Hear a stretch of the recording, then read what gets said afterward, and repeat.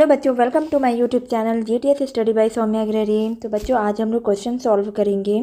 तो जल्दी जल्दी हम लोग क्वेश्चन को सॉल्व करते हैं और उनके डिटेल के बारे में पढ़ते हैं। और किस चैप्टर का लेके आई हूँ, मॉर्फोलॉजी ऑफ फ्लावरिंग प्लांट्स के, क्योंकि जिसमें हम लोगों ने अभी तक पढ़ा था इसमें आप उसकी थ्योरी भी देख सकते हो, जिसमें हम लोगों ने रूट, स्टेम एंड लीफ के बारे में पढ़ा था। तो हम लोग उनके क्वेश्चन को सॉल्व करेंगे। ओके, तो आइए हम लोग देखते हैं कि करके सारे क्वेश्चन ये सारे प्रीवियस ईयर में आ चुके हैं और आप इन्हें प्रैक्टिस करिए, बार बार सॉल्व करिए। ये मत सोचिए कि ये बहुत इजी क्वेश्चन है। इजी क्वेश्चन नहीं होते हैं, सारे इजी ही होते हैं, नहीं भी होते हैं। इसलिए क्योंकि कभी कभी जब वही इजी क्वेश्चन असर्शन में जोड़ दिए जाते हैं ना, तो वो टफ लगने लगते हैं। इसलिए आप लोग जब इजी, ये मत कहिएगा कि ये easy question one word question है, ऐसे नहीं आते हैं, नहीं आते हैं। बट वो असर्शन एंड रीजन में उनको कंबाइंड करके बना दिया जाता है और आप लोग इसे पढ़िए ताकि आप लोग थ्योरी रिवाइज कर सकें। ओके, ये नहीं कि अगर मैंने मान लीजिए मैंने फर्स्ट क्वेश्चन पढ़ा और फर्स्ट क्वेश्चन आपको बहुत इजी लगा, आपने कहा अरे इसको स्किप करते। नहीं, आप स्किप मत करो। आप जो भी नोट्स बनाइए ना, तो उसको ओपन करके उसकी आगे की थ्योरी पढ़ लो।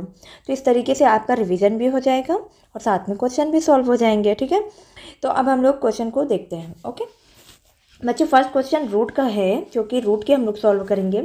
तो बच्चों फर्स्ट क्वेश्चन कह रहा है the root that originate from the base of the stem.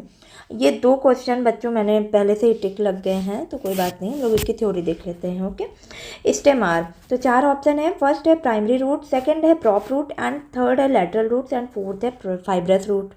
देखो बच्चों क्या होता है ना कि यहाँ पे सीधा सीधा एनसीईआरटी से क्वेश्चन बना के लाइन ली गई है और यहाँ क्वेश्चन बना दिया गया है। देखो होता क्या है ना कि जब भी कोई स्टेम है, मान लो ये स्टेम हो गई, ठीक है, ये आपकी स्टेम हो गई। ओके, ये स्टेम हो गई और जब स्टेम से जब रूट निकली होती है तो ये क्या होती है ना, ये प्राइमरी रूट हो गई। ये प्राइमरी रूट होती है, ठीक है, ये तो आप लोगों ने पढ़ा होगा। ये प्राइमरी रूट हो गई और इससे जो निकली हुई रूट होती हैं उसे क्या कहते हैं, उसे हम लेटरल रूट बोलते हैं। क्या बोलते हैं हम लोग? लेटरल रूट बोलते हैं ना। ये सभी ने देखा होगा, सभी ने पढ़ा होगा। लेटरल रूट किसे बोलते हैं और प्रॉप रूट किसे बोलते हैं? प्रॉप रूट बच्चों बैनियन ट्री में पाया जाता है। ठीक है, ये हम लोगों ने सब पढ़े हैं। तो क्या होता है बच्चों, जब स्टेम के बेस से सॉरी रुको, मैं यहाँ पे बताती हूँ। जब स्टेम के बेस से रूट निकलती है और प्राइमरी रूट स्टॉप हो जाती है। प्राइमरी रूट क्या होती है? स्टॉप हो जाती है, यानी कि नहीं ग्रो करती है। और उसकी जगह पे बच्चों क्या बनाती है ना, रूट ऐसे ऐसे बना लेती है, ग्रुप ऑफ रूट बना लेती हैं। तो उसे क्या कहते हैं ना, फाइब्रस रूट बोलते हैं। क्या बोलते हैं? फाइब्रस रूट बोलते हैं। ये सभी ने देखा। और ये कहाँ पे पाया जाता है? ये कहाँ पे देखने को मिलेगा? मोनोकॉट्स में, मोनोकॉट्स वीट प्लांट। ठीक, ये हो गया आपका।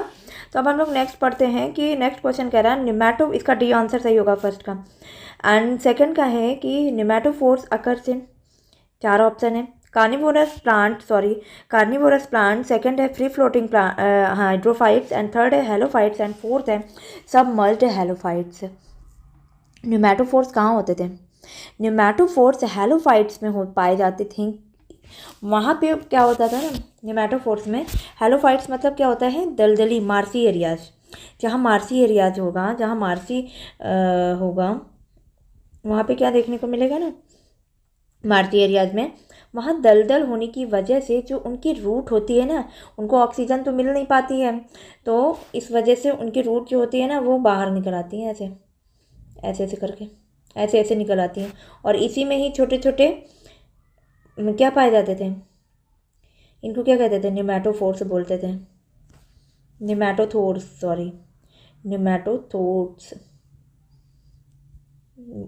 ठीक है। तो न्यूमेटोफोर्स कहाँ होते हैं? ये हेलोफाइट्स में होते हैं। ठीक, और फिर थर्ड क्वेश्चन है कि स्वीट पोटैटो इज अ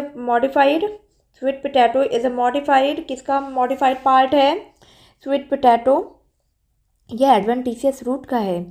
यहाँ पे अक्सर पूछा जाता है कि स्वीट पोटैटो और पोटैटो ये किसके अलग अलग होते हैं? ठीक है। स्वीट पोटैटो जो है वो एडवेंटिशियस रूट का है, जबकि पोटैटो जो है वो स्टेम होती है। ठीक है, ठीक है। Sweet potato is a modified part of adventitious root. B answer is the correct. ठीक है, बी आंसर यहाँ पे सही होगा। ओके, और क्या होता है ना, स्वीट पोटैटो ऐसे ट्यूबर लाइक स्ट्रक्चर बना लेता है ना,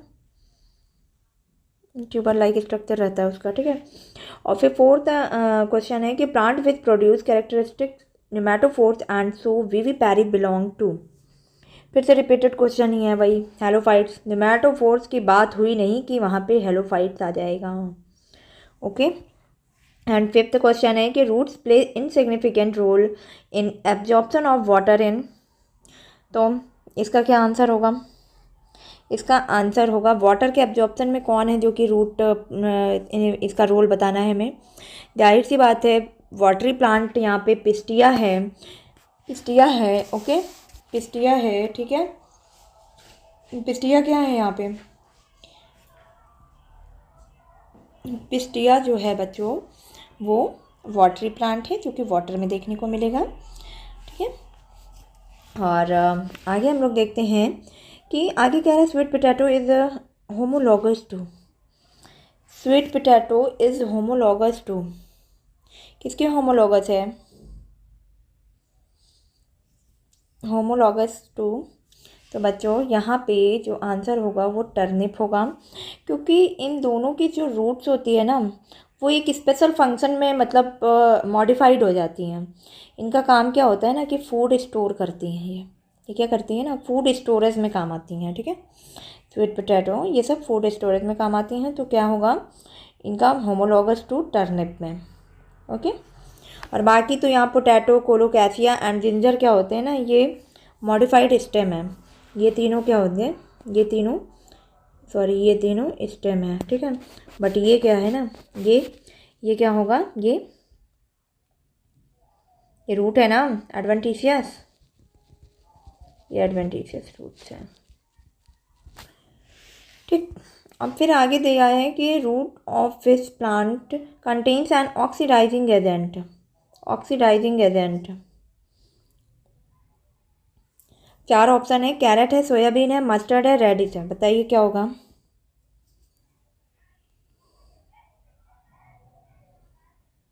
बच्चों यहाँ पे सोयाबीन होगा, क्योंकि क्या होता है कि सोयाबीन मतलब ये कह रहा है ना कि जैसे कि सोयाबीन इसलिए है क्योंकि इसमें एक प्रोटीन पाई जाती है जिसे लेग हीमोग्लोबिन कहते हैं।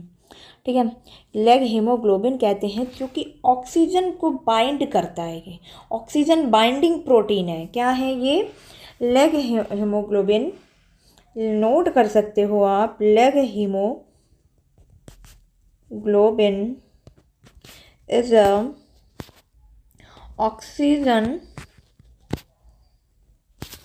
ऑक्सीजन बाइंडिंग प्रोटीन है, जो कि कहाँ पाया जाता है? जो कि फाउंड इन, बच्चों ये पाए जाते हैं जो इन्फेक्टेड नोड्यूल सेल्स होती हैं in the cytoplasm of infected nodule cells में पाई जाती हैं। और इसी कारण ये क्या करती हैं ना, ये नोड्यूल्स को क्या देती हैं? पिंक कलर देती हैं। गिव्स द नोड्यूल्स, लो जगह ही नहीं बची है, नोड्यूल्स और पिंक कलर। इस कारण नोड्यूल्स जो होते हैं वो पिंक कलर दिखाई देते हैं। ऑक्सीडाइजिंग एजेंट इसीलिए बोल दिया गया है। ठीक है, तो सोयाबीन में होगा। हाँ, अब नेक्स्ट है क्वेश्चन कि pneumatophores are characteristics of plants growing in. तो उसका 7 का बी आंसर सही है। ठीक है, निमेटोफोर्स किस में है, किस में देखने को मिलेगा? Marcy places. हेलोफाइट्स का मतलब ये होता है कि सैलाइन पार्ट, जहाँ सैलाइन लेक होगा। ठीक है, marshy places and salt lakes में। और फिर नेक्स्ट क्वेश्चन है कि the plant with bears clinging root. Clinging root किसे कहते हैं? क्लिंगिंग रूट बच्चों, ये क्लिंगिंग रूट जो होते हैं ना, ये कहाँ से? लीव्स के एक्सिल से राइज होते हैं। ठीक है, कहाँ से राइज होते हैं ये क्लिंगिंग रूट?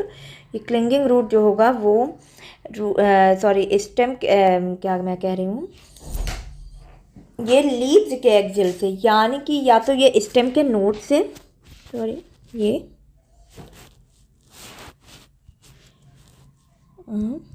ये स्टेम के यहाँ से राइज होते हैं, ये क्लिंगिंग रूट, ठीक है। ठीक, ये किस में होता है, ऑर्किड में मिलता है देखने को। कहाँ मिलेगा, ऑर्किड में देखने को मिलता है। इनका फंक्शन क्या होता है ना, ये मैकेनिकल सपोर्ट प्रोवाइड कराते हैं, ये मैकेनिकल सपोर्ट प्रोवाइड कराते हैं, ठीक है, सपोर्ट प्रोवाइड कराते हैं। और ये हो गया। फिर इसके बाद इसका 9 का बी होगा, ऑर्किड होगा, ठीक है। इसी तरह छोटे छोटे क्वेश्चन होते हैं, इससे आपकी थ्योरी तैयार होगी, टाइम वेस्ट नहीं हो रहा है, ओके। और 10th क्वेश्चन है कि the buttress roots are found in, buttress root कहाँ पाई जाएगी, बटरेस रूट कहाँ होती है, बटरेस रूट टर्मिनालिया में होगी। और ये क्या होती हैं, कैसी होती हैं बटरेस रूट, हाँ, ये रूट बच्चों ट्रीज़ को मैकेनिकल सपोर्ट प्रोवाइड कराती हैं और इरेगुलर होगा बटरेस रूट। और ये कहाँ से, मेन स्टेम, पुराने प्लांट होते हैं उनके मेन स्टेम के बेसल पार्ट से राइज होगा, ठीक, अलग अलग डायरेक्शन में बटरेस रूट, ठीक, बटरेस रूट। इसमें क्या क्या होगा, टर्मिनालिया होगा,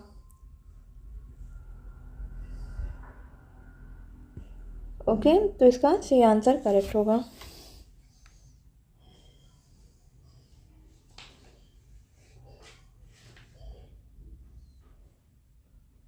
तो हम लोग सी आंसर करेक्ट करते हैं, ठीक है।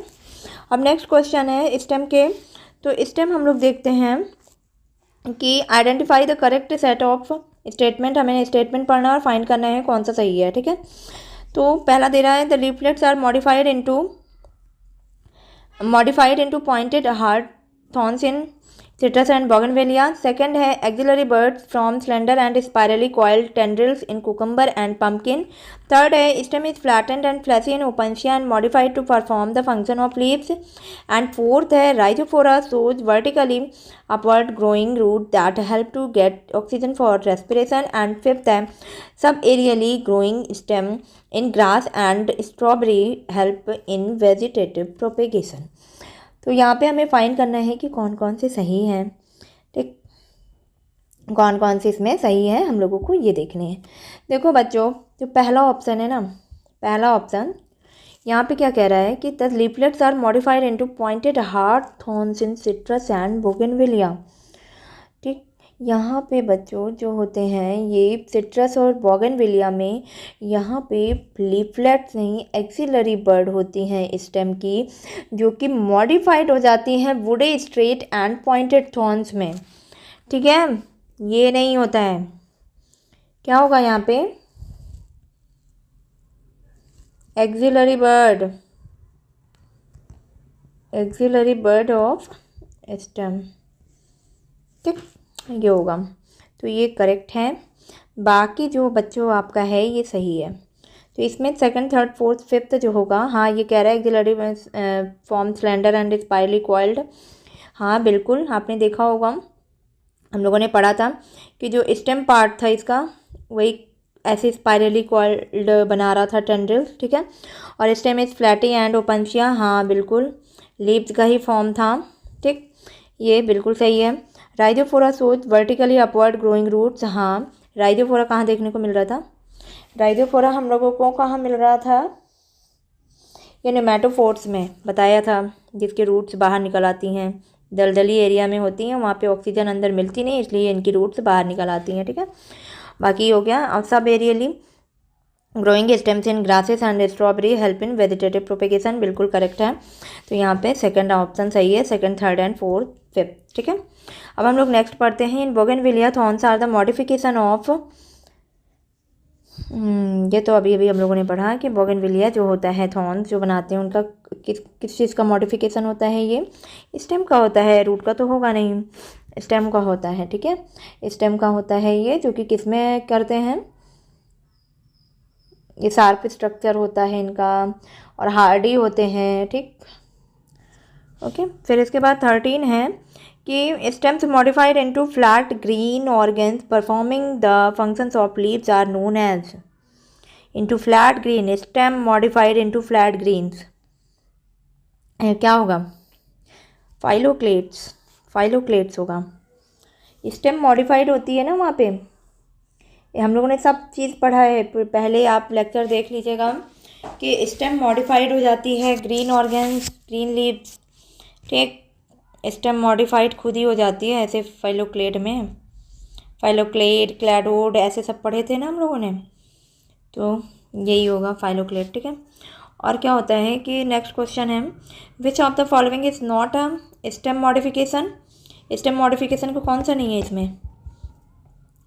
Thorns of citrus, tendrils of cucumber, flattened structure of opuntia and pitcher of नेपेंथीज।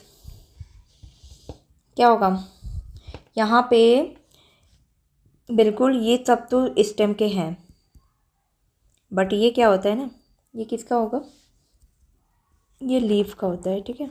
ये लीफ होते हैं, ठीक। ये क्या करते हैं ना, इंसेक्ट को ट्रैप करने में हेल्प करते हैं ना, इंसेक्टिवोरस प्लांट है ये। तो इस तरीके से 14 का डी होगा, ठीक। 14 का डी ऑप्शन होगा। हाँ, अब हम लोग नेक्स्ट क्वेश्चन की तरफ आते हैं। 14 के बाद 15, an example of edible underground stem. Edible underground stem के क्या होगा? ये भैया ये पोटैटो होगा। पोटैटो क्या है? अंडरग्राउंड स्टेम है ना, ट्यूबरस बनाता है स्ट्रक्चर, फ्लैसी हो जाता है, ठीक। बाकी जो कैरेट और तुम्हारा स्वीट पोटैटो है तो रूट हो गया ना, ठीक। ये तुम्हारा स्टेम हो जाएगा, ओके। तो D option is the correct होगा। The eye of the potato tubers are, eye of the potato tubers are flower bud, shoot bud, axillary bud, root buds. C axillary bud क्या होता है ना, तो potato में हम लोगों ने पढ़ा था कि छोटी छोटी छोटी छोटी ऐसे ऐसे करके होती हैं, तो उसके चारों तरफ यूं यूं यूं यूं यूं यूं ऐसे ऐसे वाइट कलर के क्रीमी कलर के स्ट्रक्चर नहीं होते ऐसे ऐसे करके, तो वो एक्सिलरी बर्ड का ही फॉर्म है, ठीक है।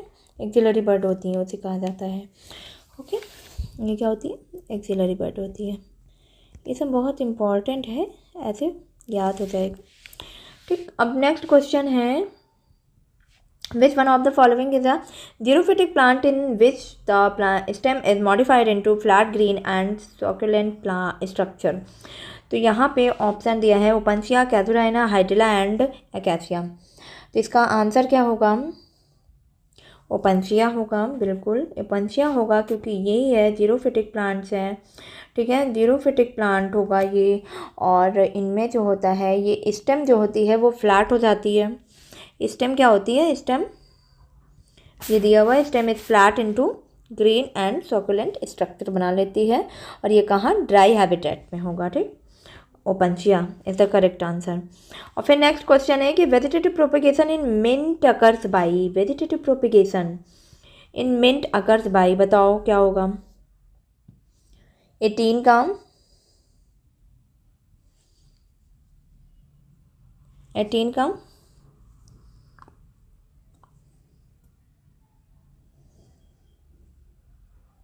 सकर्स होगा, ठीक है।